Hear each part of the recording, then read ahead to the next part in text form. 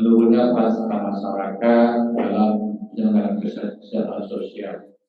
Kemajuan di bidang teknologi telah membawa efek yang menguntungkan bagi kehidupan sosial sebagai masyarakat, baik di pedesaan maupun di perkotaan. Mereka itu mengalami penurunan kepedulian sosial terhadap fenomena dan permasalahan sosial yang ada di lingkungan sekitar kita. Kondisi ini untuk jangka panjang mungkin akan merusak sendi-sendi kehidupan berbangsa dan negara. Ini yang dirasakan karena kemajuan teknologi, rasa kepedulian terhadap masyarakat atau di lingkungan sosial itu sendiri pada berkurang. Karena saya rasakan sendiri ketika kemajuan teknologi, khususnya handphone, bahkan bahasa jauh ya. Jauh ya. Sekarang handphone aja, kalau anak-anak itu khususnya umur 1 tahun sampai dengan 5 tahun itu lebih cenderung diasuh oleh handphone daripada ibunya punten. Ya, punten kan ya. Kadang-kadang wali itu kan konten. Apa yang ditonton juga nggak peduli. Itu salah. Kadang-kadang yang kecil itu lagi muter-muter HP, dicelup ganti sesat betul. Konfangan ganti. Apa ini kon beras kok itu dong sekali ada sesat. Sama ibunya juga Pak. Kadang-kadang seperti itu di kota kini kan. Wah itu kusi kagon gitu. Betul WA gitu. Iya kan kota. Itu dinamika sekarang kondisinya gitu kan. Itu terbawa itu memang. Gimana kita bisa gitu kan mengkondisikan baik dan buruknya HP itu. Karena semua di sini dari sajadah sampai harap dadah ada di sini Pak. Iya. Itu handphone. Dan mudah-mudahan masyarakat kita bersih sadar bahwa mudah-mudahan setidaknya ada pembatasan juga Pak di waktu untuk dijadwal terkait dengan kondisi untuk ke depan. Kalau dibiarkan anak kecenderungan sampai bisa merusak otak nanti ke depan kebiasaan, apalagi yang sering main game itu memacu adrenalin dan emosionalnya lebih tinggi. Nah, hal-hal semacam itu itulah merupakan perubahan teknologi yang dulu gitu kan melalui pos surat menyurat, sekarang ini melalui semua bisa akses teknologi melalui handphone. Inilah IT kemajuan sebagai modernisasi, dan kita sendiri ya harus memang mau tidak mau, suka tidak suka, ya harus kita telan aja, artinya seperti itu Pak. Kita kondisikan semuanya supaya kita jangan sampai terbius dan terlalu memanjakan hal-hal yang sifatnya nanti ke depan akan merusak generasi muda, khususnya yang ada di kecamatan kita misalnya. Bapak Ibu yang saya hormati, penyuluhan yang dilakukan sosial clearing ini adalah merupakan kegiatan yang ada di Provinsi Banten yang setiap tahunnya kita lakukan di berbagai desa maupun kecamatan.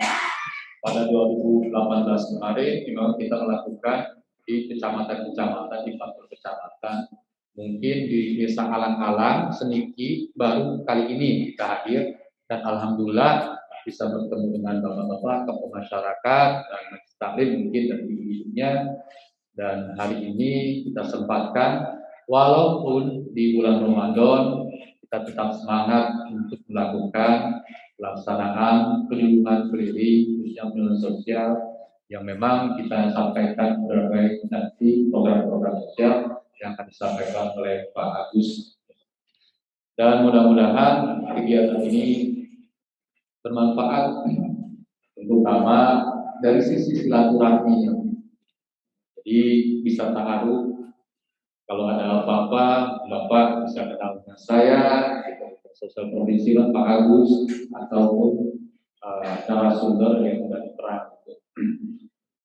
Bapak Ibu yang saya hormati dan saya banggakan,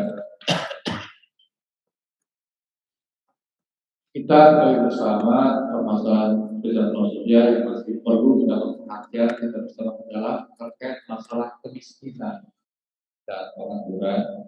Karena menurut kami kedua hal tersebut penting untuk ditanggulangi guna menunjukkan masyarakat yang sejahtera. Ini kewajiban memang kita sosial untuk berkenaan dengan kesejahteraan sosial. Maka itu fokusnya di dalam hal kaitannya bagaimana penanganan kemiskinan, nanti strateginya seperti apa, bisa dijelaskan oleh Pak. Pemerintah daerah juga terus berupaya untuk melakukan berbagai program yang akan dapat mengurangi angka kemiskinan dan pengangguran di daerah kami. Dan kita menyadari bahwa masih banyak yang perlu kita lakukan guna menanggulangi berbagai permasalahan sosial terhadap masyarakat kita seiring dengan semakin besar jumlah penduduk maupun semakin kompleksnya berbagai permasalahan sosial yang terjadi di masyarakat kita sekarang. Untuk itu tentunya diperlukan kerja keras dan kerja sama untuk mengawasi berbagai permasalahan sosial yang terjadi di masyarakat kita. Untuk itu pada kesempatan yang sangat luar biasa ini, sekali lagi saya mengucapkan terima kasih kepada masyarakat desa Alang yang hadir maupun dari unsur relawan lainnya, karena kami yakin dari kegiatan penyuluhan sosial yang dilaksanakan pada hari ini nantinya akan memberikan banyak manfaat khususnya bagi warga desa Alang berkenaan dengan semakin meningkatnya pemahaman dan sosial di provinsi khususnya di Kabupaten Serang. Akhirnya dengan mengharapkan kepada Allah SWT mengucapkan bismillahirrahmanirrahim. Kegiatan sosial kredit di desa Alang pada hari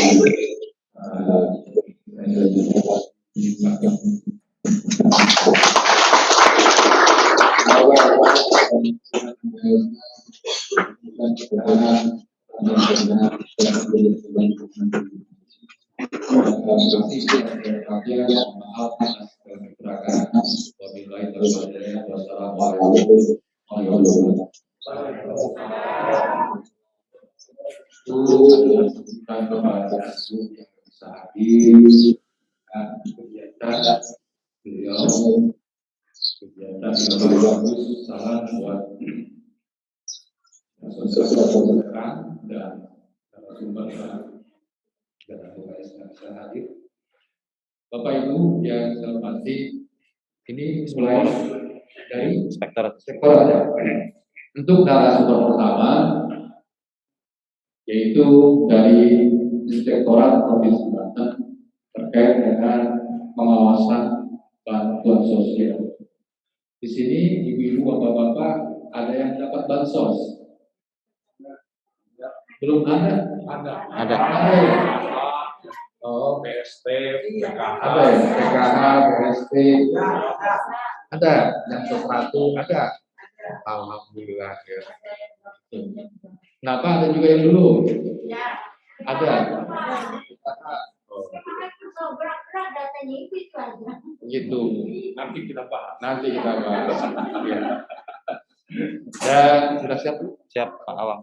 Untuk narasumber pertama kami persilakan dari Inspektorat kepada Bang Awang, waktu setengah jam ya, karena ini panel. Kami persilakan Pak Awang. 15. Mohon izin suara saya terdengar jelas, Pak. Ya, Ini lewat Zoom meeting ya Bu, karena beliau nggak bisa hadir. Nah inilah kaitan teknologi, Bu. Kemajuan teknologi. Gitu. Anggaplah lagi nonton TV. Bu.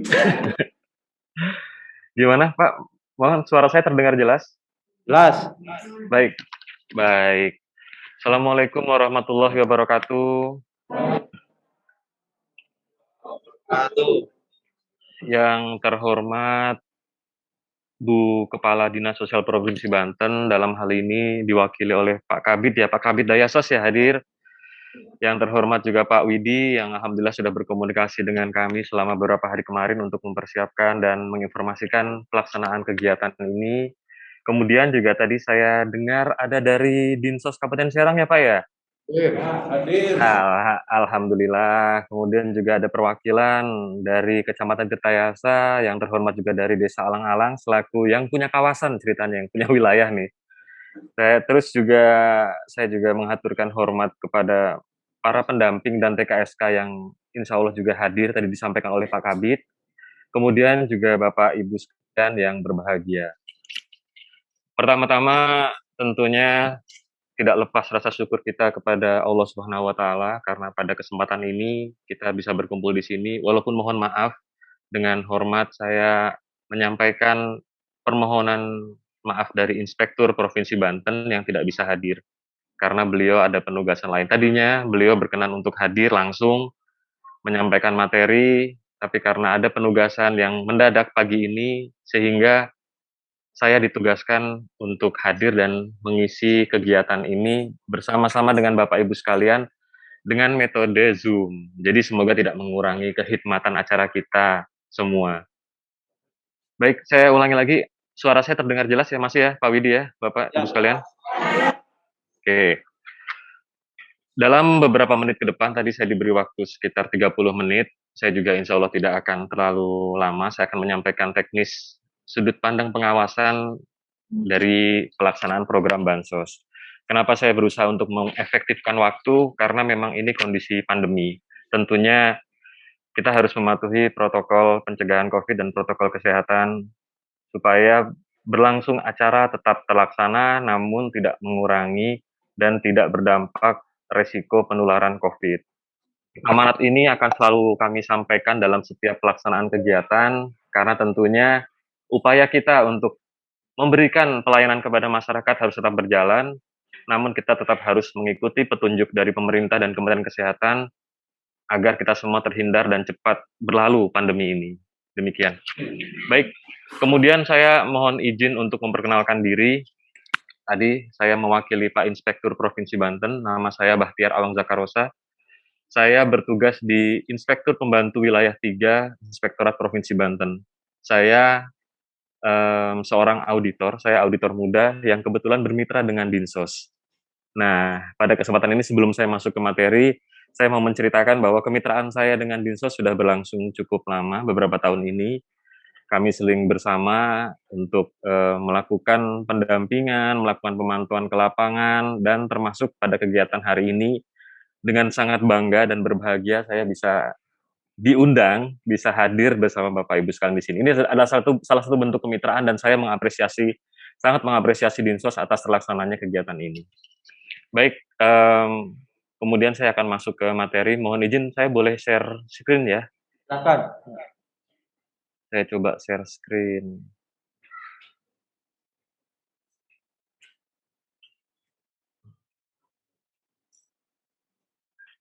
Share screen.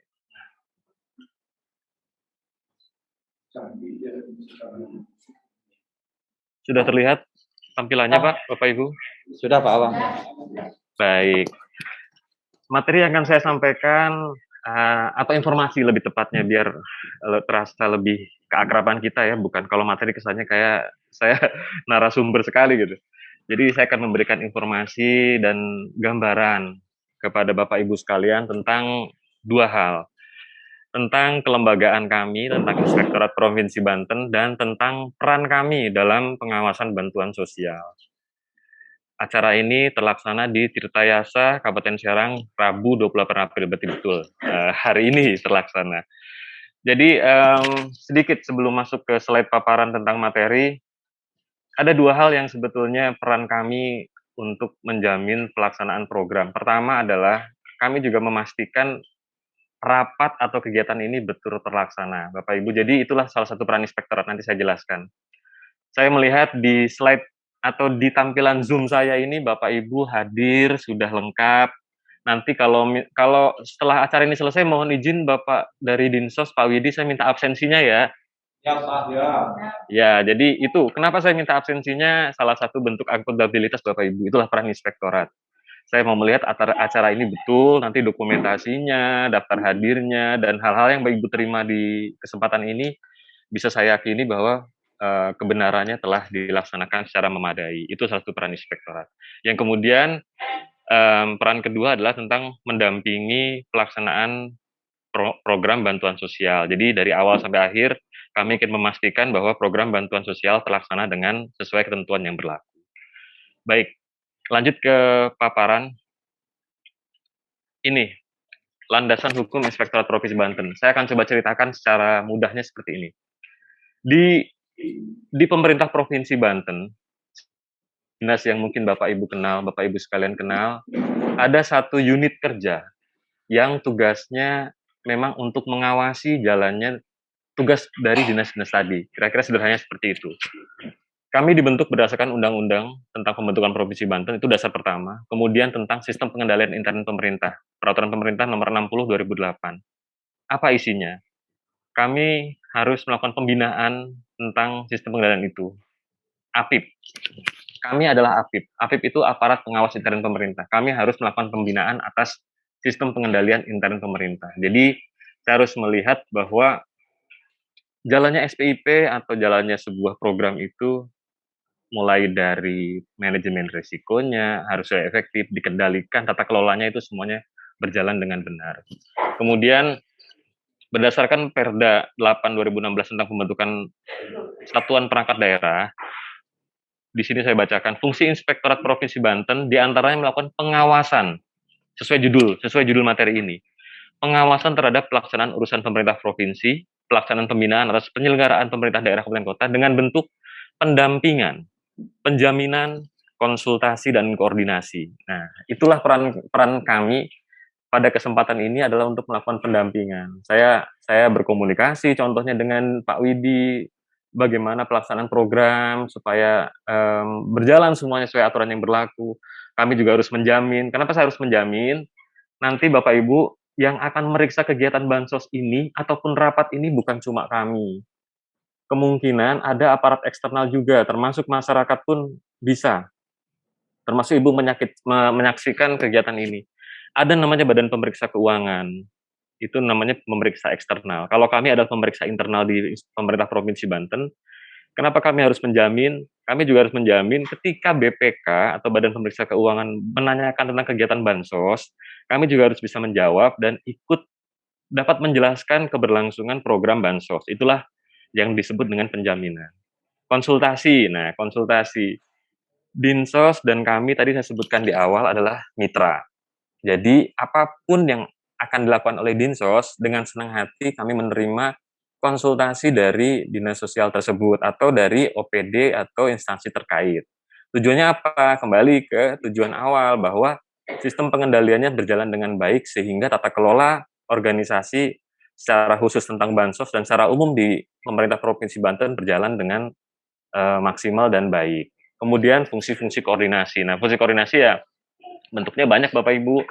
Tadi saya juga jelaskan, saya sering ke lapangan, saya juga ikut melakukan verifikasi, saya juga pernah ikut monitoring, saya juga ikut dengan BPK, saya pernah mendampingi BPK melakukan audit waktu itu bansos ke daerah Pandeglang, di Banten Selatan, saya juga ikut.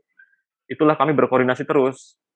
Seperti apa sih ketika ada yang menanyakan tentang bansos pun kami akan menjelaskan itu dengan bersama-sama ke lapangan dan berkoordinasi, menyampaikan data pun akan kami lakukan, memfasilitasi permintaan data itu. Kami menyambungkan antara BPK dan dinas sosial. Kira-kira seperti itu. Jadi itu di slide ini saya ulas kembali bahwa itulah fungsi-fungsi inspektorat, mulai dari mendampingi, menjamin mutunya, menerima konsultasi dari dinas-dinas terkait jalannya kegiatan, dan terakhir mengkoordinasikan hal-hal yang diperlukan untuk keberlangsungan program dan fungsi pemerintahan. Kemudian selanjutnya, nah tentang bansos. Mungkin nanti kalau bansos ini akan dijelaskan secara teknis ya, Pak Kabid, Pak Widi, oleh pihak Dinsos, karena mungkin secara teknis lebih memahami. Tapi pada prinsipnya, kami mengacu pada 3 hal. Landasan hukumnya adalah Permendagri 13, kemudian yang terakhir yang nomor 3 adalah tentang Pergub 10 2019 tentang pemberian hibah bansos yang bersumber dari APBD Provinsi Banten. Jadi kalau ini adalah kondisi peraturan ketentuan terkini ya tentang tahun Pergub nomor 10 2019. Tapi kalaupun ada perubahan-perubahan yang saat ini sedang dilakukan, nanti yang update-nya tetap akan saya sampaikan di kegiatan berikutnya kalau memang ada perubahan-perubahan. Kemudian pengertian bansos seperti nanti akan dijelaskan atau mungkin Pak Kabid sudah sampaikan bahwa setiap pemberian bantuan sosial itu bentuknya bisa barang kepada individu, kepada keluarga, kelompok, masyarakat secara tidak terus-menerus dan sangat selektif untuk melindungi risiko sosial. Apa itu risiko sosial yang Bapak Ibu? Kondisi nyata ini seperti yang sekarang sedang kita rasakan bersama. Duka bangsa, duka dunia, duka kita bersama. Kondisi pandemi ini tentu sangat memukul kita semua. Dari sisi ekonomi, krisis sosial, fenomena alam semua sedang terjadi. Kebetulan negara bangsa kita sedang diuji. Itulah risiko sosial yang dapat muncul akibat kondisi-kondisi tadi. Nah, di kondisi yang seperti itulah bansos atau pemerintah hadir untuk menjawab dan berusaha membantu Bapak Ibu sekalian mengatasi kondisi tersebut agar tidak semakin terpuruk dan dapat menjalankan hidup secara wajar. Itulah peran serta pemerintah. Jadi tadi Bu ya, Bapak Ibu sekalian, bahwa bansos itu adalah pemberian bantuan berupa uang atau barang yang tidak terus-menerus untuk menghindari terjadinya risiko sosial. Tadi salah satunya kondisi pandemi COVID yang sedang kita alami bersama ini, semoga cepat berlalu. Tapi sementara ini tetap terjadi ya, kami pemerintah Provinsi Banten khususnya berusaha untuk hadir dalam berbagai macam program untuk membantu Bapak Ibu sekalian. Nah, program-program ini banyak sebetulnya jenisnya. Ada dari pemerintah pusat, ada dari Kementerian Sosial ataupun Kementerian Desa, terus juga ada dari kami dari APBD, mungkin juga ada dari kementerian, dari Dinas Sosial Kabupaten Kota juga mungkin ada juga bentuk bantuan keuangan desa ataupun dana desa. Jadi bentuknya banyak sekali. Dan itu semua sudah diatur sesuai ketentuan yang berlaku. Kemudian ini kondisi pemberian bantuan sosial. Ada 5 hal yang perlu diperhatikan dalam pemberian bantuan sosial. Yang pertama adalah harus sesuai dengan kemampuan keuangan daerah. Apa maksudnya? Bapak Ibu sekalian, bahwa Banten atau pemerintah Provinsi Banten kan ada anggarannya. Anggaran ini awalnya sebelum pandemi sudah ada slot-slotnya untuk pembangunan infrastruktur, pendidikan, terus juga kesehatan dan lain sebagainya. Tapi dimungkinkan ketika terjadi pandemi, kami melakukan refocusing atau penataan kembali anggaran untuk melihat sebenarnya kemampuan keuangan daerah di mana nih. Contohnya seperti itu, untuk membantu masyarakatnya di kondisi pandemi ini seperti apa. Makanya kami dengan segala kemampuan melakukan rekonstruksi refocusing anggaran dengan sesuai kemampuan kami untuk membantu Bapak Ibu sekalian dalam bentuk program-program bantuan sosial yang berbagai macam jenisnya. Tapi kami juga harus, selain melihat keuangan daerah, kami harus melihat kemampuan keuangan daerah itu dari sisi aspek-aspek lain, diantaranya harus adil, harus patut, rasional, dan memberikan dan memastikan bahwa program tadi bermanfaat untuk Bapak Ibu sekalian. Ini semua penting sekali diperhatikan. Keadilan. Nah, tadi mungkin nanti akan disinggung, tapi secara teknis pihak Dinsos yang bagaimana bahwa program-program ini betul diterima oleh yang berhak, adil diterima. Siapa yang betul-betul berhak, yang itulah yang akan menerima bantuan, diterima secara adil, patut. Patut dalam artian, kalau kondisi seperti ini ya patutlah menerima gitu. Kondisi seperti apa nih, standar-standar, ada kementerian, ada rate ataupun spesifikasi tentang orang-orang yang berhak dan layak untuk menerima bantuan. dalam artian patut untuk menerima bantuan. Itu salah satu bentuknya ya, asas kepatutan seperti itu. Dan terakhir tadi memberikan manfaat untuk masyarakat. Kenapa inspektorat hadir? Salah satunya untuk memastikan bahwa program itu betul bermanfaat untuk Bapak Ibu sekalian. Bentuk tadi sudah saya sampaikan. Bentuk bantuan itu banyak, tapi jangan semata-mata sekedar itu sudah diterima oleh Bapak Ibu, ternyata itu nggak bermanfaat atau bentuknya tidak sesuai dengan kebutuhan Bapak Ibu. Disitulah peran serta inspektorat dan dinas sosial harus memastikan bahwa jumlah program bantuan itu betul-betul dibutuhkan dan diterima oleh masyarakat. Sehingga di kondisi pandemi yang serba sulit ini, apa yang kami berikan ke Bapak Ibu itu betul-betul dirasakan dampaknya dan membantu kehidupan Bapak Ibu sekalian baik dari sisi sosial, ekonomi maupun hal-hal lain. Kemudian, nah ini kriteria pemberian bantuan sosial itu ada 4 hal. Pertama adalah selektif, hanya diberikan kepada calon penerima yang ditujukan untuk melindungi kemudian risiko sosial. Di sini adalah berbicara tentang data.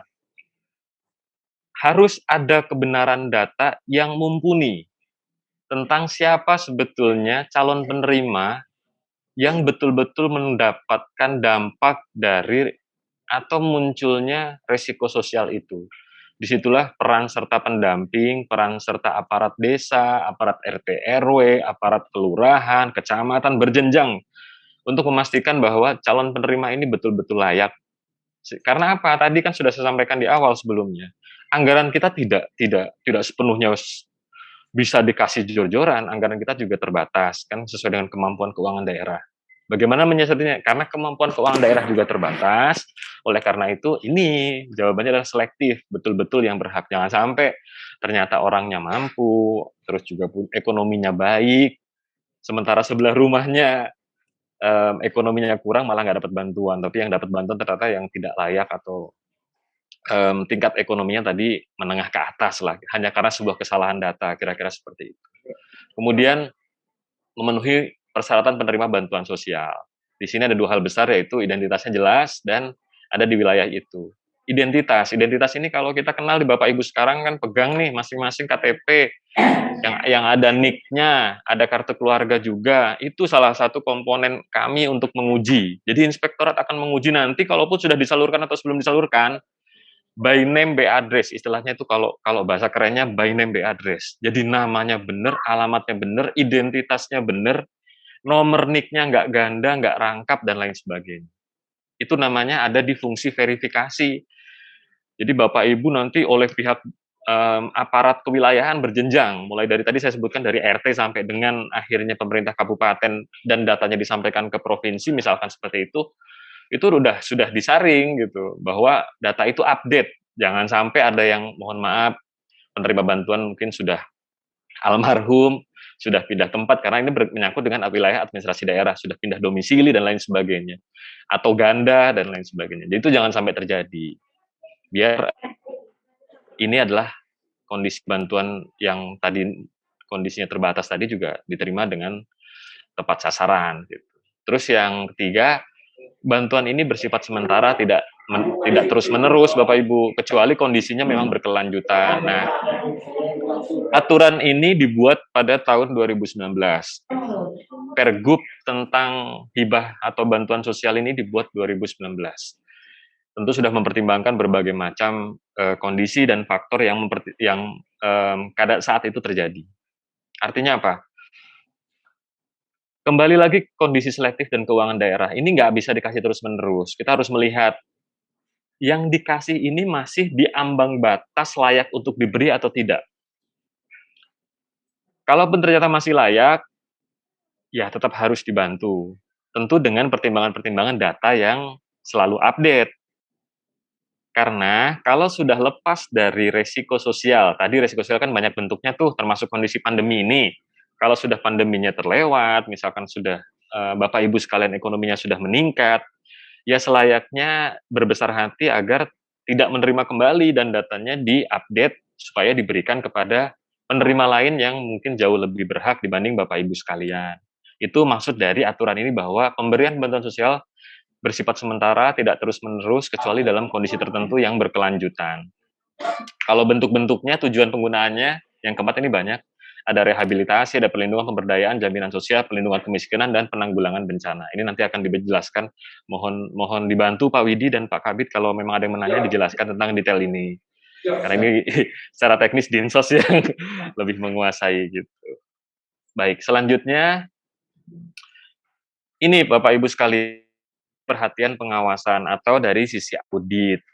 Tadi saya sampaikan di awal di slide 1 bahwa peran inspektorat itu banyak sekali, cuma khusus tentang bansos, saya harus memastikan, tim kami harus memastikan, inspektorat harus memastikan bahwa tepat sasaran. Wah, Bapak Ibu betul-betul nerima. Nanti saya tanya, saya bisa ke lapangan secara sampling. Malang misalkan, wah saya tanya, siapa yang menerima di desa ini? Saya minta datanya. Saya dikasih data ceritanya sama desa, sama pihak kecamatan atau dari Dinsos. Oh ini loh Pak, ABC-nya, misalkan Pak Ahmad, Bu Rini atau siapapun yang nerima, saya cek. Betul nggak Pak Ahmad, Bu Rini dan Bapak Ibu sekalian nerima bantuan? Nah, saya akan tanya, saya tulis nanti di dokumen pemeriksaan saya. Kemudian waktu, saya juga harus memastikan kalau bansos ini adalah untuk 2021 di masa pandemi misalkan, saya juga akan tanya nanti, Pak Ahmad atau Ibu, waktu nerima bantuan kapan? Betul nggak? Ingat nggak? Nah itu Bapak Ibu semua harus mengingat itu semua untuk membantu kami memastikan bahwa bantuan ini diterima dan terlaksana dengan akuntabel. Terus jumlahnya berapa? Waktu itu dikasih apa nih? Misalkan ada bantuan sembako non tunai atau ada bantuan uang yang rupiah gitu, bukan berupa barang ya, kan tadi juga batasnya bisa berupa uang. Misalkan, oh Pak, saya nerima 300.000. Oh ya udah Bu, saya catat 300.000. Padahal programnya berapa? Kami harapkan program yang besarannya misalkan 500.000 atau 300.000 betul diterima oleh Ibu 300 atau 500.000 sesuai ketentuan yang berlaku. Terus harganya, harga perolehan sembakonya dan lain sebagainya. Kualitasnya bagus. Oh iya, ini penting sekali. Jangan sampai yang diterima Bapak Ibu sekalian kualitasnya jelek atau tidak bisa dipakai. Betul berasnya diterima, betul telurnya diterima, tapi berasnya kutuan atau buahnya sudah busuk atau misalkan telurnya sudah bau. Nah, itu ya jangan. Karena apa gunanya? Pemerintah sudah menyalurkan anggaran, tapi ternyata barang yang disampaikan ke Bapak Ibu sekalian tidak layak untuk dikonsumsi. Itu juga salah satu perhatian kami. Kalau di inspektorat namanya temuan hasil audit. Nah, kira-kira itu salah satu komponen. Tapi insya Allah sih alhamdulillah dengan itikat baik dari kita semua, semua ini tidak terjadi dan berjalan dengan baik-baik saja. Kemudian terakhir adalah sisi administrasi. Kalau administrasi itu ranah kami dengan pihak dinas sosial, Bapak Ibu sekalian. Saya selalu mengingatkan kepada Dinsos, semua pertanggungjawaban, perencanaan, SK-SK, bukti transfer ataupun apa didokumentasikan dengan baik. Tujuannya apa? Karena kami harus melihat tadi mulai dari awal aspek perencanaan, penyaluran sampai sisi kemanfaatan semua berjalan dan tercatat. Tidak cuma berjalan dan tercatat, terarsipkan, terdokumentasikan dengan baik. Jadi siapa yang akan bertanya? Tidak cuma kami. Tadi saya sebutkan di awal, BPK, LSM atau apapun yang bertanya. Itu bisa dibuktikan. Walaupun tetap dengan mempedomani Undang-Undang Keterbukaan Informasi Publik. Jadi itu semua tetap ada mekanismenya Bapak Ibu. Kalau kami memang kebetulan inspektorat punya wewenang untuk mengakses data-data itu semua guna meyakini pelaksanaan program dari sisi dokumentasi dan kertas-kertas kerjanya itu sudah lengkap dan utuh. Terakhir, ini adalah untuk meningkatkan efisiensi. Nah, kan semua nanti kami evaluasi. Penyalurannya efisien nggak nih? Kalau dulu misalkan, wah harus berjenjang loncat-loncat nih, misalkan dari Dinsos, dari loncat ke kecamatan, loncat ke kelurahan, loncat ke desa dan lain sebagainya, itu akan kami evaluasi juga. Bagaimana? Kalau memang itu dirasa tidak efisien, gitu kan? Ya, kami akan coba memberikan catatannya seperti apa sih supaya cepat di kondisi-kondisi saat ini nih, supaya cepat langsung ke masyarakat seperti apa. Walaupun tidak mengurangi kualitas dari sebuah akuntabilitas data. Yang berikutnya adalah pelaporan dan pertanggungjawaban. Di sini diatur pada pasal 55 dan 56 Pergub 10 tentang hibah bansos tadi, bahwa penerima harus menyampaikan laporannya kepada gubernur melalui OPD terkait kepada Dinsos dengan tembusan inspektorat. Dan penerima bantuan bertanggung jawab secara formal dan material atas penggunaan bansos tersebut. Artinya apa? Kami sudah sebutkan bahwa ketika ibu misalkan menerima bantuan, nah tanda terima penerima bantuannya itu harus disimpan oleh Bapak Ibu sekalian, ataupun didokumentasikan oleh pendamping desa atau TKSK.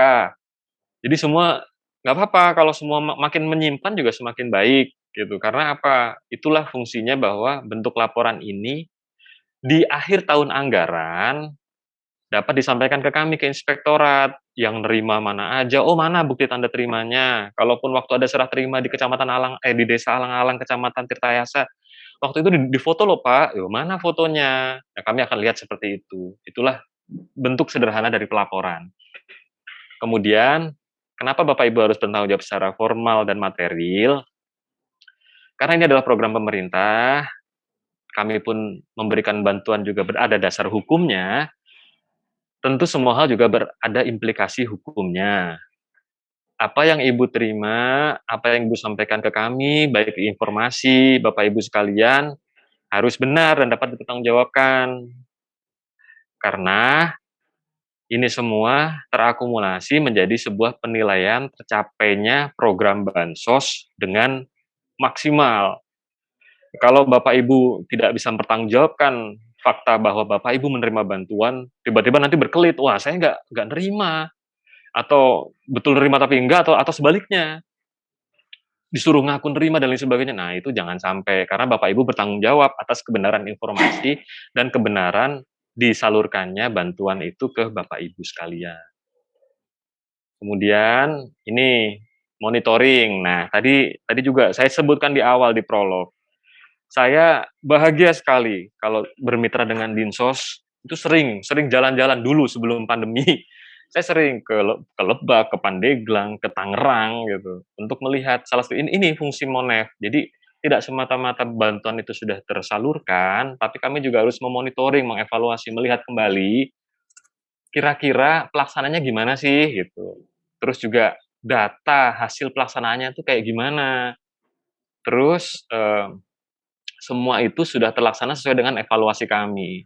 Jadi Dinsos harus bekerja untuk memastikan bahwa program-program itu sudah terlaksana dan kemudian disampaikan ke kami dan bersama dengan kami juga. Bentuknya banyak, ya contohnya dengan kegiatan seperti ini.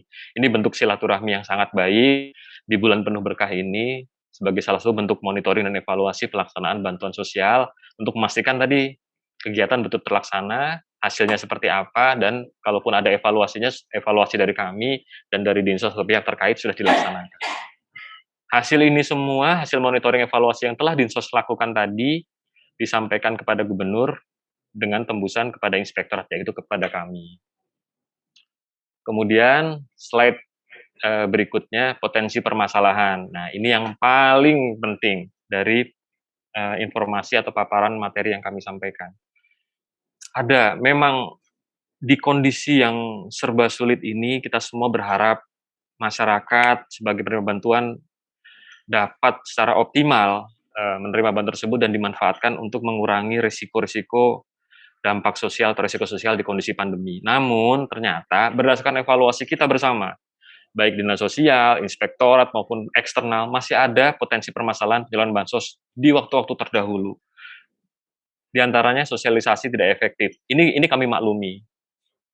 Kondisi pandemi ini sulit untuk tatap muka, tapi alhamdulillah ini semoga kedepannya Bapak Ibu Dinsos dan aparat wilayah setempat mohon nanti tempat duduk dan lain sebagainya lebih ditata supaya tidak terlalu rapat ya Bapak Ibu, dipertimbangkan. Jadi itu memang sulit untuk kondisi tatap muka, tapi ya alhamdulillah semoga semua memperdomani kondisi, tetap pakai masker, tetap mencuci tangan, menjaga jarak. Jadi informasi-informasi dari pemerintah tetap bisa tersalurkan. Kalaupun tidak, ya contohnya saya tidak alhamdulillah tetap bisa hadir walaupun melalui perantara media Zoom meeting atau media online. Jadi upaya kami tetap bisa tersampaikan, informasi kami dari pemerintah tersampaikan. Kemudian yang kedua, verifikasi bantuan kurang optimal. Nah ini Data, kembali soal data dan data.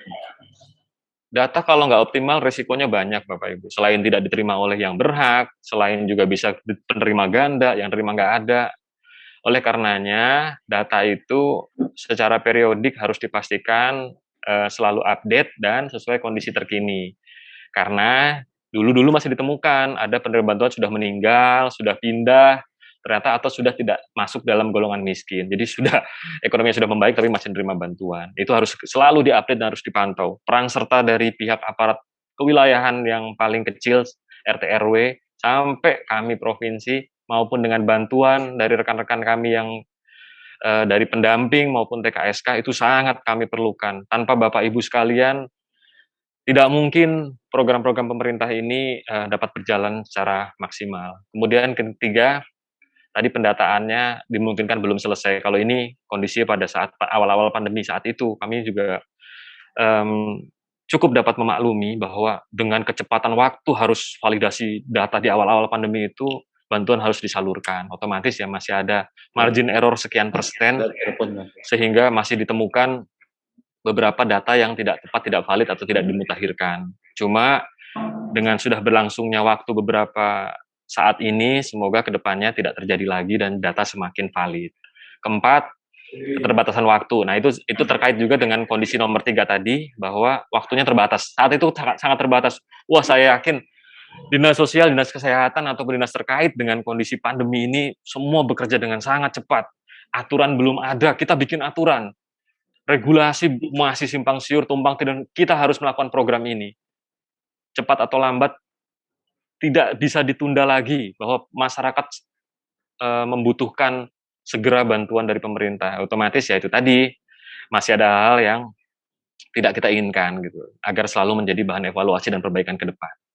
Kemudian yang kelima ada irisan data. Nah ini tadi juga sudah saya sampaikan Bapak Ibu sekalian, ada bantuan itu banyak sekali dari pemerintah pusat, dari pemerintah provinsi, dari kabupaten kota, dari desa, itu banyak sekali.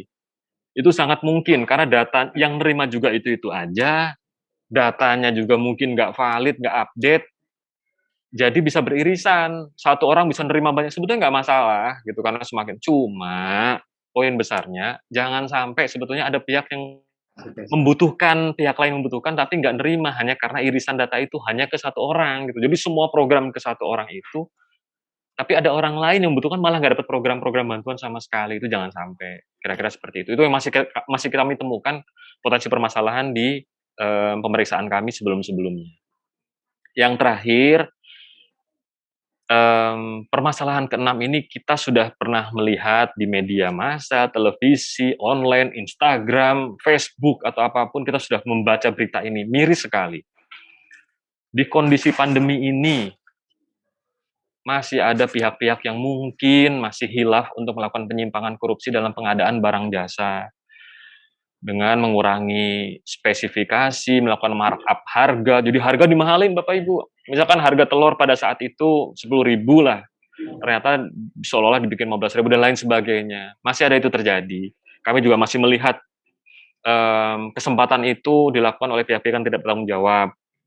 Bapak Ibu juga pasti mendengar informasi itu. Cuma sekali lagi dengan itikat baik dan bismillah kita semua, momentum silaturahmi ini semoga menjadi pengingat kita bahwa jangan sampai ke depan pihak manapun memanfaatkan situasi ini mencari keuntungan untuk diri sendiri, sehingga masih terjadi atau menimbulkan sebuah penyimpangan yang disengaja dalam bentuk korupsi pengadaan barang-barang jasa, misalkan sembako, dengan cara memarkup harganya atau mengurangi spesifikasinya. Itu semua karena ancaman pidananya juga ada sebetulnya. Terus risiko sosial juga ada, dianggap kok tega sekali kondisi pandemi ini masih mencari kesempatan di kondisi seperti itu, masih ngambil haknya Bapak Ibu semua dengan cara tidak bertanggung jawab. Kira-kira seperti itu. Jangan sampai terjadi. Jadi 6 poin ini yang menjadi bahan perhatian kita semua, bahwasannya untuk penyaluran bantuan sosial ke depan supaya lebih baik dan tidak terjadi hal-hal yang seperti ini dan tidak kita inginkan bersama. Kira-kira itu ada 10 slide paparan Bapak Ibu sekalian, Bapak Kabid, Pak Widi, Bapak dari Dinas Kabupaten Kota, Kabupaten Serang, dan aparat setempat Bapak Ibu sekalian, hal-hal yang dapat kami sampaikan dari Inspektorat Provinsi Banten tentang pengawasan bantuan sosial dari sisi Inspektorat Provinsi Banten selaku aparat pengawas intern pemerintah. Semoga kiranya informasi dan wawasan ataupun tambahan materi ini dapat bermanfaat bagi kita semua. Kalaupun ada yang kurang, kehilafan, saya mohon haturan maaf sebesar-besarnya dari Bapak Ibu semua. Wabillahi taufik wal hidayah. Wassalamualaikum warahmatullahi wabarakatuh. Acara kami kembalikan ke moderator. Terima kasih.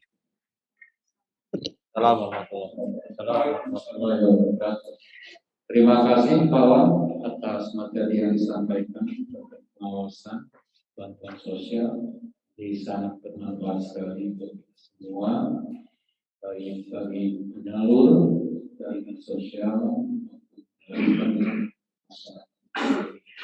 Karena kalau kita paham itu harus lebih hati-hati, baik itu dalam penyaluran maupun dalam penerimaan secara masyarakat. Dan kawan masih ada kan? Insya Allah masih Pak, masih insya Allah. Kita buka pertanyaannya, 2 orang pertanyaan, silakan Bapak Ibu yang masih belum jelas menanyakan apa yang disampaikan oleh Pak Wang. Saya termin pertama saya kasih 2 orang, silakan. Yang ayo sekarang ada enggak? Kalau udah cukup. Kalau udah cukup. Kalau masih penasaran, silakan Pak dari aparat kelurahan kasih kesos, maka Kalau sudah cukup, alhamdulillah. alhamdulillah dari Pak Berarti informasi yang tersampaikan atau sudah mulai ini? Ya, sudah jelas Pak. Baik. Mohon Ya, izin. Kalau memang tidak ada pertanyaan, kita berikan aplaus buat materi pertama. Ya, terima kasih Pak Wang atas materinya.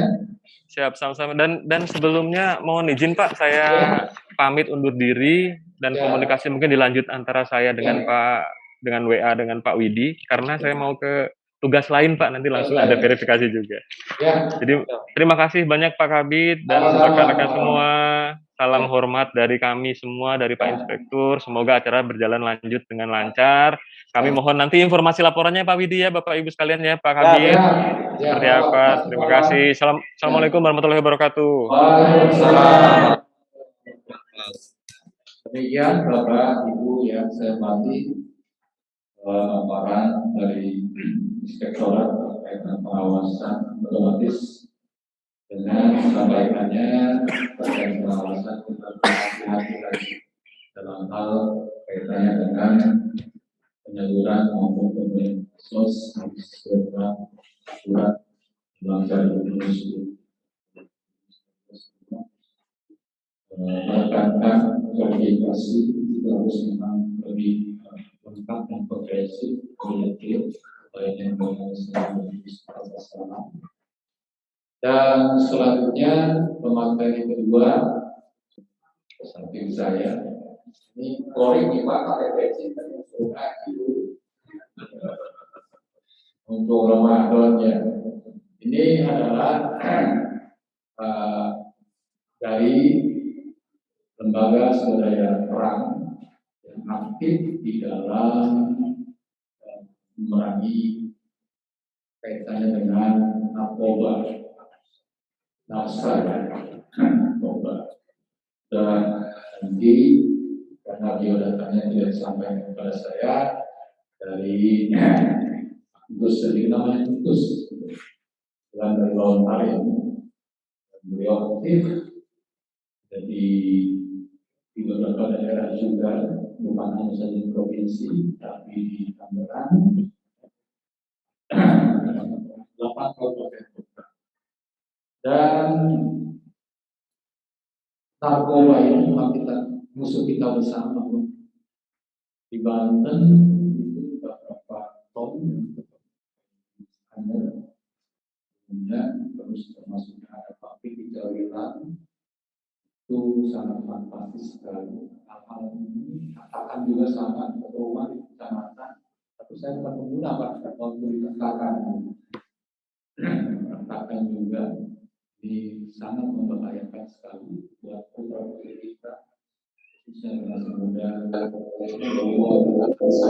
Berarti anak-anak kita sendiri bisa bermanfaat bagi bangsa dan agama, bangsa dan negara. Itu yang harus kita jaga sekarang. Jangan sampai anak kita, generasi muda kita itu menjadi korban narkotika atau narkoba. Dan untuk lebih jelasnya, saya persilakan kepada Gus menyampaikan materi terkait narkoba. Kami silakan.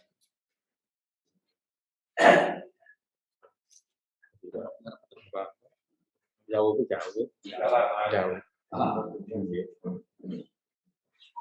Sejauh Mendakran.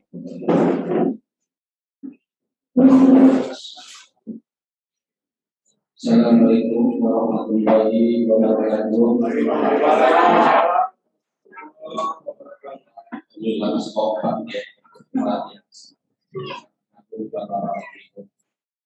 Yang kami hormati Kepala Dinas Provinsi Banten yang Provinsi dengan Pak Kabid, yang kami hormati Kepala Dinsos Kabupaten Serang dan Provinsi Pak Agus Rusdi, yang kami hormati Kepala Desa Anak-anak, yang kami hormati Kasih kami sayangi Bapak-bapak, Ibu-ibu, dan para pemuda. Kami aturkan terima kasih atas mohon luar biasa ini boleh beri Siksobo harus bagaimana pada Bapak-bapak Ibu sangat luar biasa. Biasanya kan masih sepi makan berpuasa gitu ya. Perkenalkan, nama saya Tubagus Usman. Tuh, bagus ya. Tapi sampai Natal, boleh anak kelima, anak pertama dari 5 saudara. Bapak boleh guru ngaji. Boleh lahir tanggal 8 bulan 7 1977. Masih ingat berarti. Boleh lahirnya di Joko Pesantren, tapi suami boleh di penjara itu. Repot, itulah jahatnya narkoba. Narkoba itu tidak bisa melihat dia itu anak siapa, entah itu anak pendekar, entah itu anak kiai, entah itu anak bupati, entah anak raja, betul. Makanya sangat miris orang menggunakan narkoba. Karena apa? Narkoba adalah barang haram yang merusak susunan saraf, yang bisa merubah pribadi seseorang menjadi buruk. Bisa anak-anaknya lebih baik ibu beranggur narkoba merujak orang tua.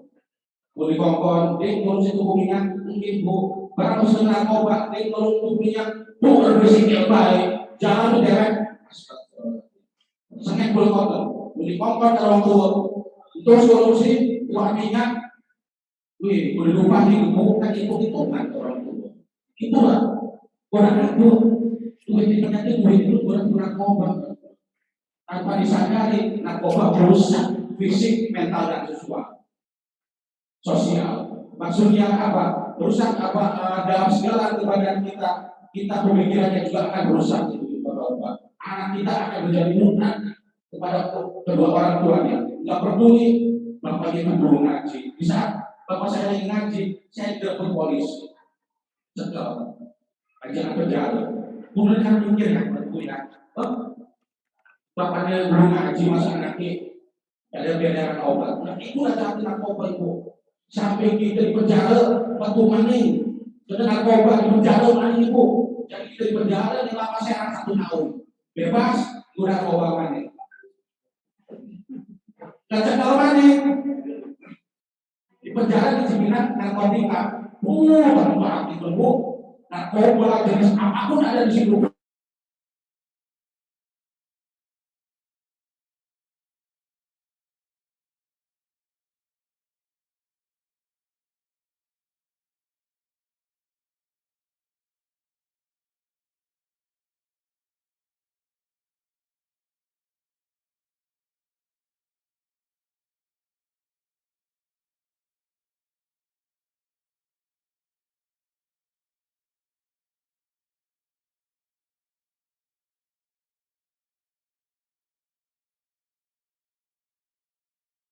tidak ada. Selalu ada keputusan tidak. Itulah jahatnya narkoba. Makanya saya flashback dari belakang ke sini. Ternyata saya adalah anak yang durhaka kepada orang tua. Tetapi saya tidak putus semangat bagaimana akhirnya saya menjadi penggiat narkoba, ingin titik balik saya karena dulu saya sudah penyalahguna sampai sindikat. Freddy Budiman yang eksekusi mati itu adalah teman saya, mungkin di bawah saya. Kalau saya tidak tobat, mungkin saya boleh tembak mati. Itulah saya sudah berhijrah dan akhirnya membuat organisasi perkumpulan anti narkotika ini. Dan saya selalu membina orang-orang yang baru bebas dari penjara itu. Jadi saya sebagai pelaku sejarah, jadi merasakan kalau orang itu bebas dari penjara. Boro-boro gawe SKCK yang buat Polres, itu dipetis ganti. Kayak apa? Pemikiran untuk kembali lagi ke dunia narkoba. Itulah bu jahatnya narkoba. Sangat luar biasa. Ibu-ibu, bapak-bapak, pun dari kecil, pun balik bengi, pun dengan beler, apa di rumah, apa ditabung, dirangkul, disayang. Ingat, kekerasan ke anak itu bukan solusi. Apalagi anak sudah di atas remaja, dia punya alamnya sendiri. Apalagi sudah kena narkoba, dia pasti akan melawan ibu. Dan untuk desa alam, kami berharap jika ada badan narkoba atau gimana, orang-orang masih cepat lapor ke kantor desa dekat atau gimana. Karena ibu-ibu belum merasakan punya anak dari korban narkoba, ibu-ibu belum merasakan bapak-bapak jahatnya narkoba itu dan jahatnya di tali besi itu. Ibu mengganggu anak dengan narkoba itu. Dorong kejaksaan ini, dorong di rumah ini, dorong sampai bebas. Itu uang lagi. Hanya tutup tapi dalam anak dan pengedar narkoba lagi. Makanya untuk bapak-bapak, ibu-ibu, tolong benar-benar kecil nakal. Apa di rumah, apa di tabungan itu sepak dirangkul dengan kasih sayang. Insya Allah anak akan luluh hatinya. Karena apa? Dia mencari jati diri, mencari sesuatu untuk nyaman. Bisa jadi nyamannya tempat rumah temannya mengisap iPhone atau bentuk-bentuk narkoba. Itulah karena orang tua sangat bermusuhan dengan anak. Anak mencari kenyamanan di luar. Makanya ibu-ibu jangan sepelekan anak yang jadi korban narkoba. Karena apa? Saya merasakan sendiri dulu betapa brutalnya anak jika pengaruh narkoba bisa saja membunuh orang tuanya. Ingat itu. Saya dulu sempat mau membunuh orang tua karena narkoba. Akhirnya saya menjadi nggak peduli waktu saya kena narkoba, nggak peduli orang tua ibu saya siapa, teman saya siapa. Karena narkoba itu bentuk kriminalitas. Bentuk kriminalitas itu gara-gara narkoba bisa memerkosa, bisa merampok, bisa berbentuk kriminal apapun ibu. Itulah sangat luar biasa jahatnya narkoba itu. Dulu saya tidak peduli efek dampak pada keluarga bahaya narkoba itu. Akhirnya pas saya nikah ibu, saya sempat anak saya jadi korban narkoba. Dari situ saya menangis. Saya akhirnya flashback belakang betapa hancurnya orang tua saya dulu. 3 kali sama saya masuk penjara sampai Nusa Kambangan. Dari situlah saya berpikir saat saya punya anak, saya berpikir betapa hancurnya orang tua saya ini. Makanya saya sangat berharap kepada orang tua, jangan marah-marahi anak, dirangkul baik dirangkul ibu. Ingat ya bu, gue kecil ibu. Duit kan kecil kan, tolong. Mungkin Niki boleh buat guru ini, tapi pengalaman itu beda-beda pak. Boleh ya. Akhirnya ibu-ibu, bapak-bapak pernah merasakan narkoba bu, pernah merasakan ekstasi, merasakan obat-obatan, dan hampir sampai, apalagi kecil-kecil hampir sampai. Jahatnya luar biasa, bisa menghancurkan fisik, mental dan sosial. Itulah jahatnya narkoba. Jangan ibu-ibu menderita BHP, Google narkoba ini guna obat-obatan narkoba. Apalagi sedang maras sedikit. Obat-obatan eksimer dan tramadol dengan itu bocor-bocor benar. Bahasanya kudu sering tegang lantur. Jika ibu-ibu kecil ya, dalam luar biasa ya perubahan perilaku itu harus tanda tanya. cek HP-mu, cek kamarnya. Berkata botol, lekan sedotannya, berkata rokok, lintingan, itu barang berbahaya. Cepat, dirangkul. Cepat, dirangkul. Siapa lagi bisa anak-anak berkerok di sini? Ibu saya, ibu saya, ibu saya. Itu akan berlaku yang jaga. Insya Allah ibu. Anak itu ada orang sisiran sama hanya boleh korbannya. Nape keras di anak saat anak sedang bermasalah, dirangkul dengan kasih sayang, insya Allah. Mungkin Pak Widi ada yang di pantai itu ini. Betul, ada jenis narkoba. Biar ini ibu takut di rumahnya bersih-bersih. Di rumahnya ada di meja atau mana ada kertas lintingan, itu perlu patut dipertanyakan. Satu, anak yang ada di dalam rumah atau membunuh diri, itu harus dipertanyakan. Sampai gimana tetangga anak itu rajin di rumah lain belajar. Apa cantik, barang di rumah lagi, buto, berlaku gorila, sikit dia anak itu mulai perjalanan lagi, di mobil di pertengahan jalan warung-warung ini. Waktu ini Kalimantan, asli Serang, berjadi dengan narkoba serong di dorong pula. Orang anak pun digau, terbatur, didorong jam motor, tentang narkoba. Akhirnya apa pula di Kondorus? Selama ini pula alhamdulillah dipercaya kepada masyarakat. Mau pula sampah masyarakat sendiri alhamdulillah sampah ini pula variasi dari pupuk yang bermanfaat untuk masyarakat. Alhamdulillah. Pula jadi balik di usaha bahan langsung dijerat, langsung dipercaya ke BNN, karena Kementerian Hukum dan HAM, Rocky ini kasih kata boleh materi, diterima karena dinas sosial, bapak meninggi, jadi setiap tahun boleh dinaiki modal, dona usaha, dona uang, sing efek bebas bekerja, itu tugas boleh, karena boleh sama di MOU ada masyarakat Kementerian Hukum dan HAM, makanya itu kata apa segala saya lebih enak.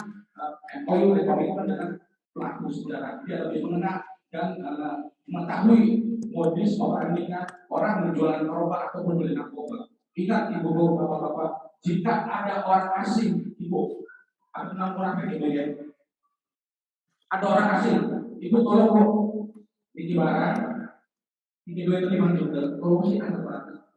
Di para kok dari 5 meter, kira-kira ibu yang berapa?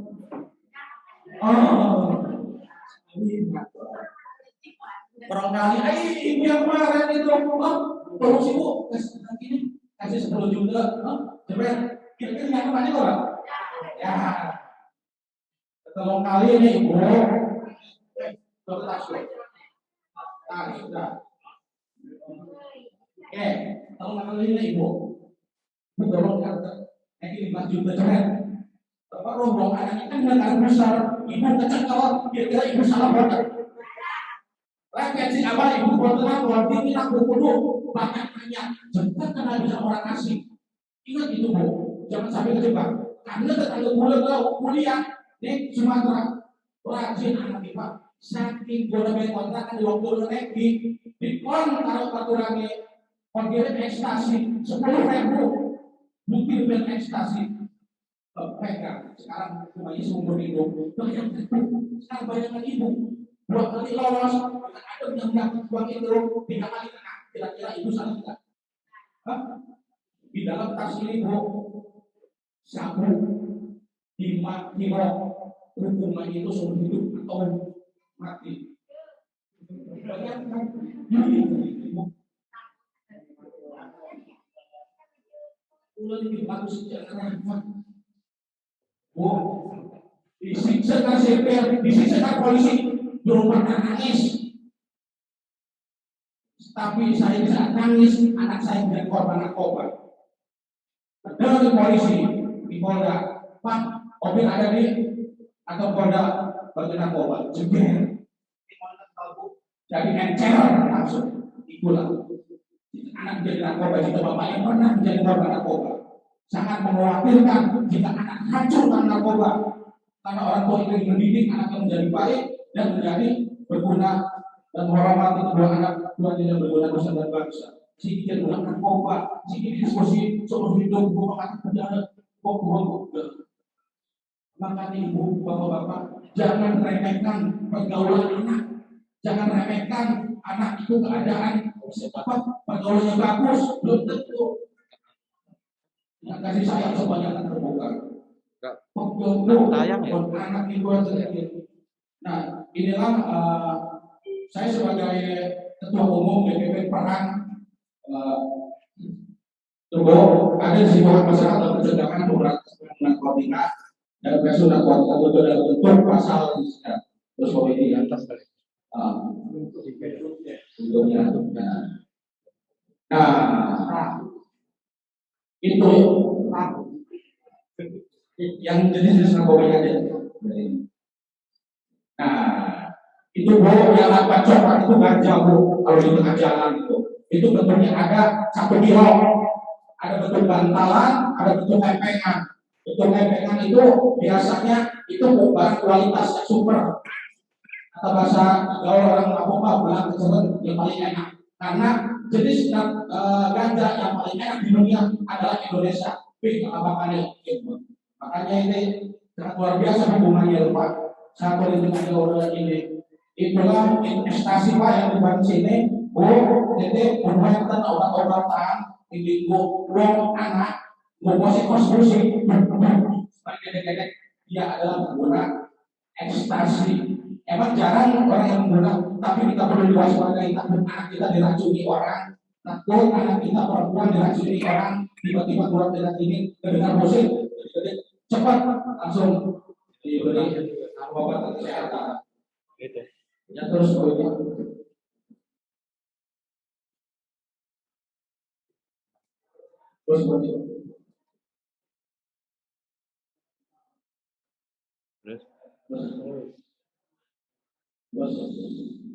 Nah, ibu-ibu bapak-bapak inilah dari tahun ke tahun Polda Banten jumlah kasusnya sangat luar biasa. Apalagi sekarang informasi terbaru dari Kepala BNN kemarin mensosialisasikan bahwa di Banten penyalahgunanya ada 30.000 orang. Bayangkan Pak, seharinya itu Pak berarti beberapa kilo orang membutuhkan itu. Berarti peredarannya itu benar-benar satu luar biasa Pak. Puluhan miliar dalam 1 hari, berapa diduga dalam 1 tahun. Itulah sangat luar biasa ancamannya.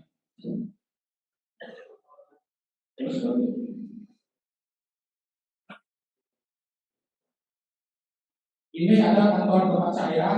Dari situ ada pelatihan segala untuk korban nafsa, korban yang menggunakan narkotika dan ex-napi baru bebas. Inilah kegiatan-kegiatan kami. Nomor 10. Ini kantor kami, itu operasional kami. Nah, inilah kegiatan-kegiatan kami. Nah, itu pakai baju kaos perang gimana? Itulah adalah pengurus anggota kami. Itu ada korban-korban narkoba itu. Jadi meskipun ada di kampung kita, orang yang ada korban narkoba kalau bisa ditarik saya, jangan dicap sama dia bu, karena dia frustasi dan brutal. Akhirnya dia menjadi virus yang meracun tetangga-tetangganya. Kalau bisa ajak keluarga duduk dan situlah komitmen. Insya Allah sebelum hancur. Nah, waktu itu saya dengan Panglima Tirtayasa, Pak Kapolda, alhamdulillah BNN, alhamdulillah saya direspon. Meskipun dulu saya dicap sampah, tapi saya tetap aja hijrah lillahi ta'ala. Alhamdulillah saya diaku dengan ini. Apalagi dengan dinas sosial sejak tahun mendapat anggaran pembinaan sampai sekarang ibu-ibu. Makanya kenapa saya menjadi ketua organisasi ini, saya sebagai pelaku sejarah ibu-ibu. Karena apa, korban narkoba itu sangat luar biasa. Sangat luar biasa ibu-ibu. Mungkin anggap biasa bapak-bapak, ibu-ibu anaknya, anak itu mana hebat bapak, ada narkoba, jangan salah. Narkoba sedang membimbing kita. Tapi saat kita tahu bahaya narkoba, insya Allah jangan dulu ada sosialisasi berbeda narkoba. Karena narkoba masukin pengguna ataupun pengedar. Sekarang beda. Dengan adanya BNN, dengan adanya kepolisian, Bisa misalnya dia itu penyalahguna, pelanggar atau musibah. Di situ ada undang-undangnya. Pasal 127 dia adalah korban penyalahgunaan narkoba, mempunyai hak dan tanggung jawab untuk direhabilitasi. Pasal 144 untuk menguasai kemana itu hukumannya di atas 4 tahun. Sangat luar biasa, Bu. Makanya anak itu menurut narkoba, ngedor-doang itu paling berat. Menjual menjadi kurir paling berat hukumannya dibanding korban penyalahgunaan. Anak itu mah udah ngedor, udah apa? Jadi kurir ngedor-doang, betul bukan dampaknya berapa ratus saraf kita yang putus. Karena korban narkoba itu tidak bisa sembuhkan bapak-bapak ibu-ibu, hanya bisa dipulihkan puluhan tahun, bisa ratusan tahun sampai ke umur kita. Karena apa? Korban narkoba katanya blank pak, kulit kadang blank pak, ngedol, minggu kadang gergetan ataupun goyang-goyang. Tapi kita itu sampai biasa. Mudah-mudahan bulan ini selalu berdoa, mudah-mudahan hijrah boleh diterima istiqomah, diterima masyarakat sebagai pembantu bapak-bapak ibu-ibu kecil dari korban narkoba, boleh insya Allah bisa membantu Pak. Insya Allah inilah kegiatan saya yang sudah berjalan diterima masyarakat. Ya, cukup ya.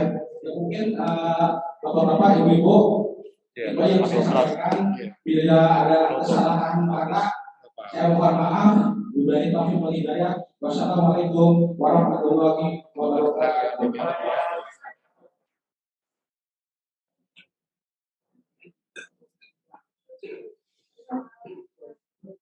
Ya, Bapak Ibu tadi narasumber yang kedua tadi ulang aktif yang disampaikan oleh Bapak Usman.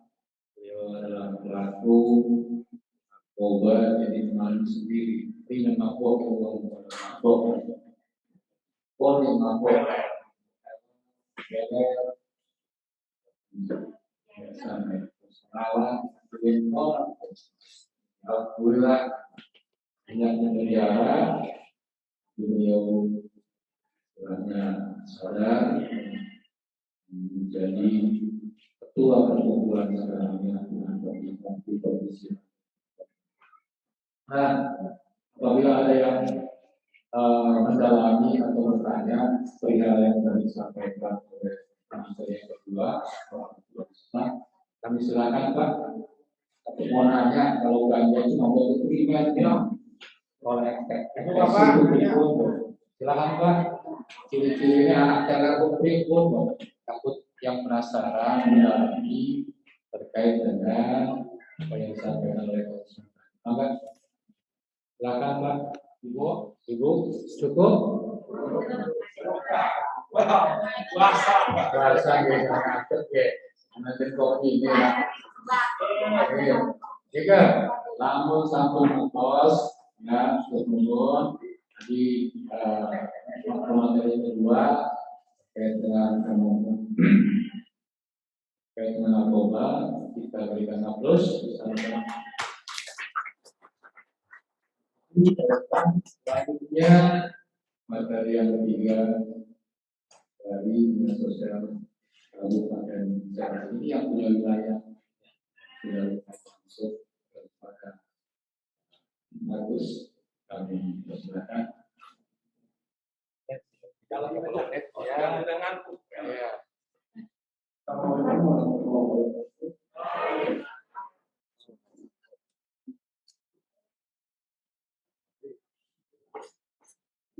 Saya jam mengantuk ya. Perkenalkan Pak, saya nama Agus Gusri, jabatan Kepala Bidang Dayasos di Dinas Sosial. Pada kesempatan yang berbahagia ini, kami akan menyampaikan beberapa informasi dengan materi ya. Kalau materi terlalu banyak yang disampaikan. Hanya saya di sini hanya menyampaikan beberapa informasi yang berkaitan langsung dengan kegiatan kedinasan yang bersentuhan langsung dengan masyarakat yang ada di kantor Pak. Ibu dan Ada tanda tangan ya Pak ya. Di dinas sosial Kabupaten Serang itu ada terbagi dari 4 jam dia jam pagi tadi. bidang, Jam tiga jam 8. satu Iya. ya sekretariat dipimpin oleh Bu Sekretaris. Ada 4 bidang perlindungan jaminan sosial, ada pemberdayaan sosial, ada fakir miskin, ada rehabilitasi sosial. Kami dari bidang daya sosial akan menyampaikan ada program yang kita berlangsung dan itu bagus Pak. Di bidang daya sosial kami punya tenaga lapangan yang bekerja di lapangan yang bersentuhan hajat paling banyak di lapangan. Ya, ada TKSK, Ibu, Bapak kenal dengan TKSK di kecamatan kita? Ada nggak yang kenal? Coba berdiri, Bapak TKSK, tuh di belakang tuh, ya, nanti. Oh sekarang. Apapun permasalahan sosial yang berkaitan tentang surat pesanan banyak yang ada bersentuhan dengan dinas sosial, boleh tanya langsung dulu dengan PNI. PNI ditugaskan di kecamatan Tirtayasa itu, Tirtayasa. Ada satu lagi, coba saya berdiri, nih, kepanjangan tangan saya dari dinas Pensosmas. Nah, ini harus dikenal oleh ibu dan bapak, karena ada keterkaitan program, nanti bisa bertanya. Tadi saya baru datang, saya meminta, nih, kenapa saya ini kader? Ustaz, saya dikasih tahu, tapi saya dari mana? Saya dengar aja. Apa permasalahannya? Ternyata didengar-dengar banyak permasalahan. Ada yang menerima gagal bantuan, betul nggak? Terus ada yang tidak tepat sasaran. Nah, ini tadi diinformasikan oleh sekarang bahwa yang gagal itu kemungkinan itu datanya tidak diupdate.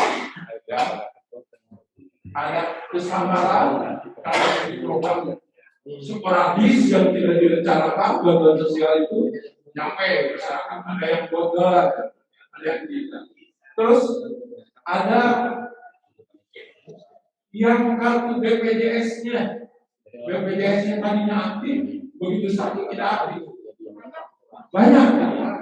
Nah, perlu saya informasikan pada kesempatan ini. Kenapa BPJS itu bisa tidak aktif secara mendadak seperti itu, tanpa informasi ke pemegang kartu.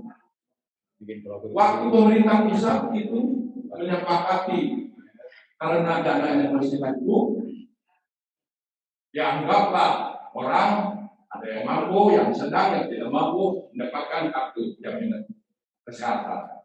Tapi setelah makin sini, pemerintah kolek segala macam kegiatan makin banyak gitu ya. Terus ada COVID-19, itu mungkin ada kebijakan-kebijakan lain. Karena ada penonaktifan secara langsung dari pusat, dari provinsi dan dari kabupaten. Nah itu yang finansialnya itu yang tadinya aktif pakai berobat, begitu sekarang sakit lagi berobat tidak aktif, itu banyak sekali. Tapi tidak menutup kemungkinan kami melakukan konsultasi, kami memberikan pembantuan, mengaktifkan kembali di dinas sosial. Jadi jangan kaget, jangan lapor kemana-mana. Selama ada kejadian masyarakat, kalau lapor ke pendamping dinas sosial yang ada di kecamatan, dan saya komunikasikan sekarang bisa ditanggulangi, ya seperti itu. Kedua dari BPJS ada Rutilahu. Rutilahu kan ada program dinas sosial. Ada yang kena rumah, saya bilang belum. Nah, nanti Pak Eni, Pak Burabia, ini ada program Rutilahu. Sekiranya ada nanti rekan saya di lapangan memotret, terus ada usulan dari masyarakat, bisa diusulkan proposal, ya bisa itu. Terus kalau, nah saya ingin ini kan daerah pesisir ya, dekatnya daerah pesisir. Ada yang mendapatkan Google pesisirnya, Google jadi usaha bantuan usaha ya, bantuan usaha untuk Bapak. Kedua itu 5 orang. Ada belum? Oh belum. Kalau belum, ini kan perencanaannya 1 tahun sekarang, pelaksanaan tahun depan ya Pak. Sekarang itu tidak seperti yang dulu. Begitu saya sekarang buat kelompok usahanya apa, terdiri dari 5 orang, BRI. musuhkan proposal langsung. Bulan berikutnya ada bantuan. Tapi untuk sekarang ke depan itu harus dimasukkan dulu datanya. Ada, cuman Datanya sekarang desa. ke dinas direncanakan untuk tahun depan. Nah, silakan Ibu dan Bapak koordinasi berkolaborasi ya. Berkelompoknya ada 5 orang, tapi persyaratannya harus tercantum nama Ibu dalam data DTKS. Ya, mau pengobatan gratis, mau mendapatkan bantuan, sasarannya dari orang tadi menyampaikan bahwa yang tidak tepat sasaran harus tepat sasaran. Selama orang yang ada datanya di DTKS, ya berhak mendapatkan bantuan dan fasilitas yang diberikan oleh pemerintah pusat atau provinsi atau daerah. Terus kalau di sini sekarang ada bencana apa yang sering terjadi? Banjir. Kalau banjir, cara penanggulangannya seperti apa laporan oleh Bapak?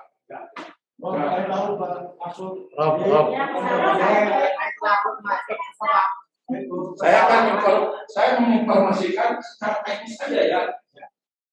Kalau terjadi rob banjir itu Bapak memberi laporan ya ke desa atau ke TKSK-nya, terus ke kecamatan, surat datang diusulkannya ke dinas sosial dengan BPBD. Insya Allah bantuan untuk pertama tindakan itu akan diusulkan ke sini. Kalau dinsos biasa sembako ya yang memberikannya ada beras, ada mie, ada saus, ada saus, ada kecap seperti itu. Kalau BPBD itu memberikannya secara misalkan ada rob rumahnya geser segala macam itu yang utama secara usulkan dihitung oleh BPBD tapi dibangunnya oleh Perpin itu gratis seperti itu. Terus ada juga yang tidak kalah penting PKH. Siapa yang di sini ibu bapak yang masuk program PKH ada nggak? Biasanya kalau saya berdiri, saya banyak. Nah, kenapa? Nah, kata ibu tadi, kenapa ya datanya dari kamu ini dapat, ini tidak, ini dapat lagi, ini tidak. Kenapa? Ibu berkoordinasi langsung dengan tim data di desa sini, ada operator desa.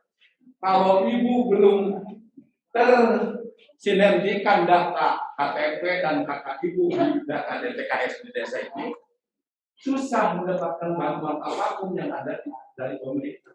Tapi kalau ada nama saya, misalkan Agus Susri, ada di operator desa ini, ada namanya, KTP-nya, NIK-nya, kakaknya, nomornya, turut. Insya Allah kalau ada bantuan, cepat menjadi sasaran bantuan dari pusat itu. Bila dimasukin,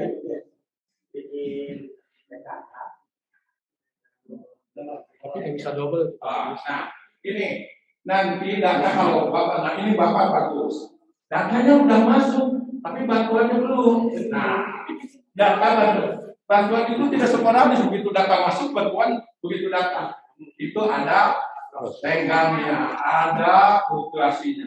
Karena bantuan ini kan dananya untuk mencukupi keseluruhan, tapi memprioritaskan mana yang prioritas, mana yang tidak prioritas. Ya, mana yang harus segera dibantu, mana yang bisa diantarakan. Tapi pada intinya semua kan diberi bantuan seperti itu. Terus ada yang perlu saya sampaikan di sini, prosedurnya. Kan kadang-kala, aduh ada rumah kebakaran atau rumah kebakaran. Prosedur itu segera ya prosedurnya. Jadi cepat melakukan koordinasi, membuat foto, laporan, nanti tenaga kami yang ada di sini, ya, baik di TKS, operator, bertahap yang akan membantu memfasilitasi apa yang saya berharap tidak banyak yang harus diinformasikan, tapi ingin mengetahui kondisi objektifnya. Misal ibu yang tadi seperti itu bagus. Jadi kenapa kegiatan-kegiatan ini biar masyarakat tahu, gitu ya. Dana ini daerah sana dapat kok daerah kita. Nanti kalau ada di data BKS, data itu akan muncul kabupaten. Karena data itu secara apa aja, Pak Elia? Secara online kementeriannya.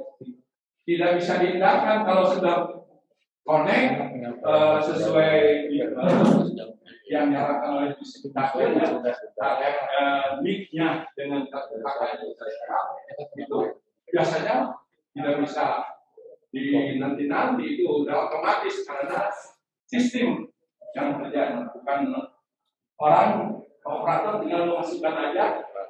Kalau sudah benar datanya, sistem akan mengeksekusi. Itu saya mungkin Pak perlu saya sampaikan. Mungkin saya berdiri di sini tapi akan terjadi silaturahim ya. Bapak ke dinas sosial, oh iya pernah disuntik dan datang, saya siap membantu ibu dan bapak ya, keluhan ibu. Tapi jangan minta dibeliin mobil, beliin sawah aja. Kalau selama bapak membutuhkan kami bisa, kami siap. Saja. Assalamualaikum warahmatullahi wabarakatuh. Waalaikumsalam. Terima kasih Pak Agus dan seterusnya yang telah menyampaikan materinya, dan mudah-mudahan semua bisa melewati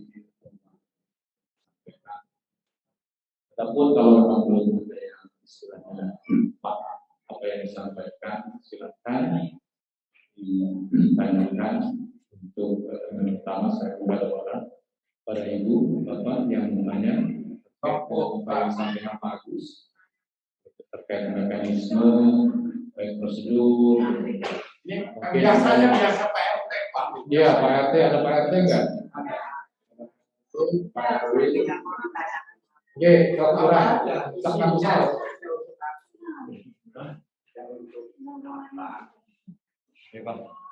Bansos. Masyarakat bukan. Enakan nafsu kan. Siapa yang ditanyakan dan tidak BRT, berikut. BST. Oh iya, masih iya. Oke. Masalah BST, kebutuhan luar gitu kan. juga ada pengusulan. Oh, ada usulannya. Pengusulan lagi. Ya, terus ada lagi, Pak, Bu, enakan, ayo, enakan. Oh ini kantor biasa. Maka dapat pertemuan, bapaknya, anaknya, ibunya dapat. Oh, keturunan ya itu. Baris. Dapat semua. Pak, Itu apa, bantuan apa itu? BST. Bapaknya, ibunya, anaknya. Gitu kan. Identitasnya ibu punya enggak? Yang mendapatkan itu semua. Identitasnya punya ibu. Nama-nama, alamatnya yang berarti semua itu. Ada ya? Dalam satu rumah. Dalam satu rumah ya? Kan ada 8 orang. Nah, itu yang nggak dapat. Apa ibunya dapat? Ada yang suami istri juga dapat Dapat double. juga double seperti itu. Ya, mungkin nanti bagus, enggak silakan.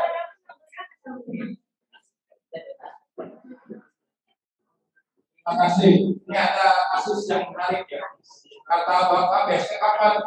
Itu sudah diluncurkan. Tapi berikutnya kapan? Itu kan ada jadwalnya, penjadwalannya. Itu insya Allah kalau Bapak sudah di tahap 1, tahap 2 sudah menerima ada tahap 1 tidak menerima, tahap 2 menerima. Pak, tahap 1-nya bisa diambil? Tidak bisa. Kalau uang sudah tidak diambil, tidak bisa. Ada juga tahap 1 ada, tapi PRT-nya bukan pendukung kami. Tidak bisa ada itu, ada itu.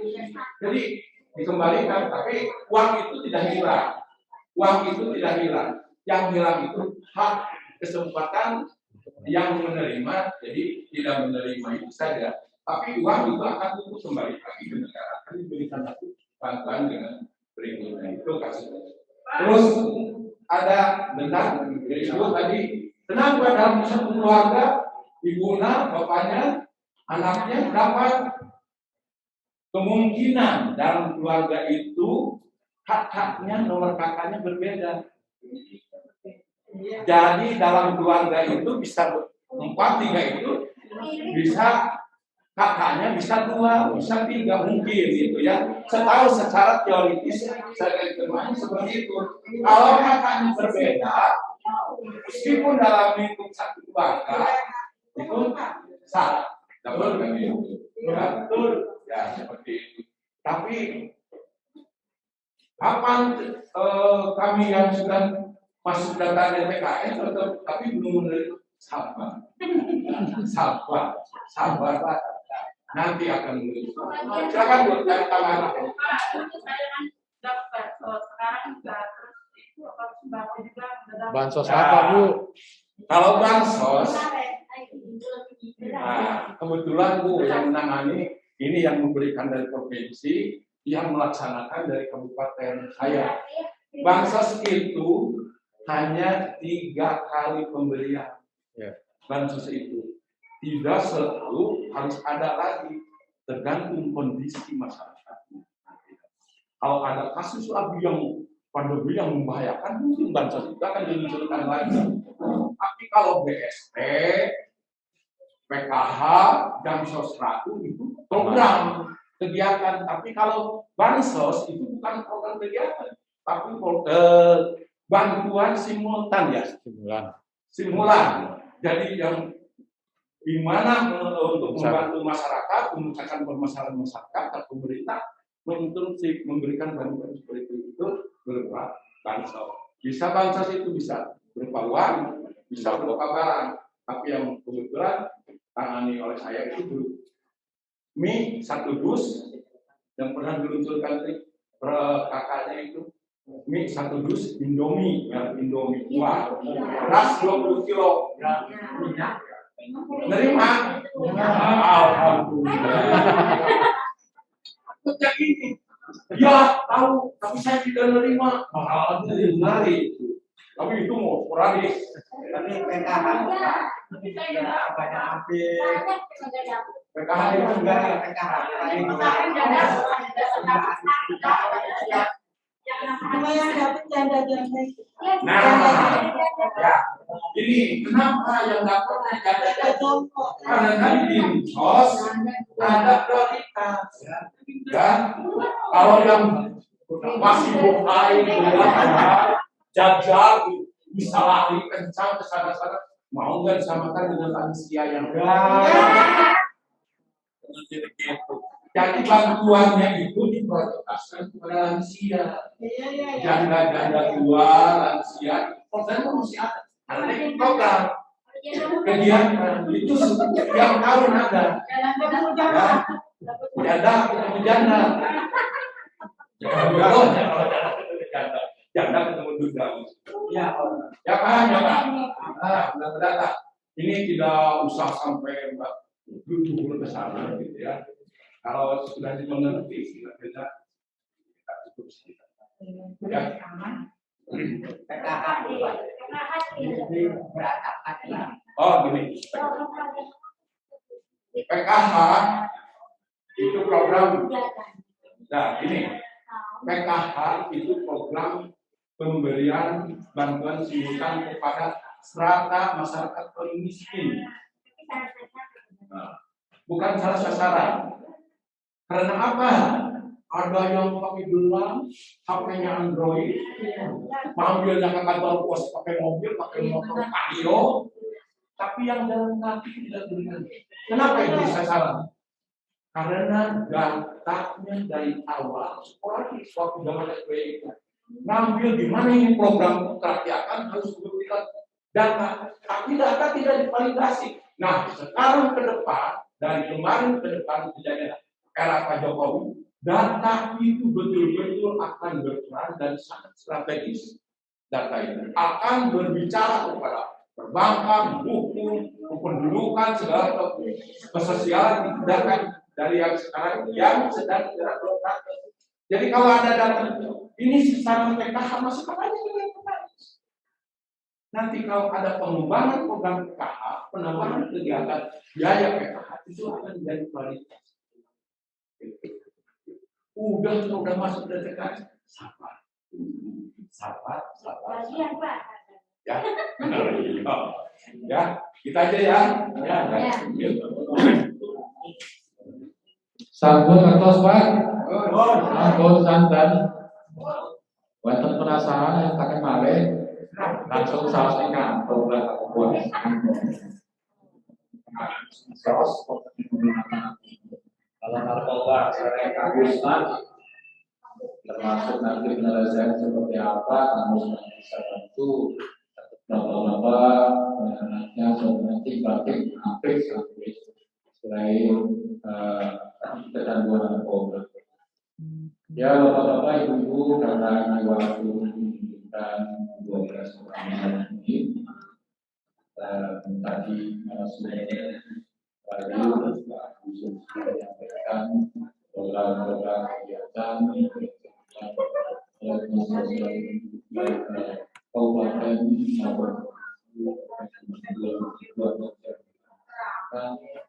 merupakan perhatian dari pemerintah yang harus melakukan sebaik-baiknya.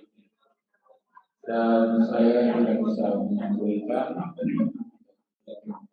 sampaikan mudah-mudahan ibu bapak bisa memahami dan bisa memahami apa yang disampaikan dan sebagai ungkapan rasa syukur kita atas pelaksanaan kegiatan sosial baik tahun anggaran 2021 ini di Desa Alan-Alan Desa Kabupaten Serang. Marilah kita bersama-sama untuk kegiatan ini dengan membacakan Alhamdulillah. Alhamdulillah. Dan kami atas nama Sosialitas Banten beserta panitia pembicaranya memohon maaf Bu Pak Niki mengganggu puasa Bapak khawatir Allah ya maaf kurang dalam pelaksanaan maupun jamuan nanti yang disampaikan atas nama panitia saya mohon maaf. Kemudian sebelumnya kita kasih hapus dulu buat para penonton kita ya. Terima kasih yang sudah menyampaikan materi kita, mudah-mudahan apa yang disampaikan bermanfaat bagi kita semua. Demikian Bapak Ibu yang bisa sampaikan dari Tadi Tahun Budaya. Wassalamualaikum warahmatullahi wabarakatuh.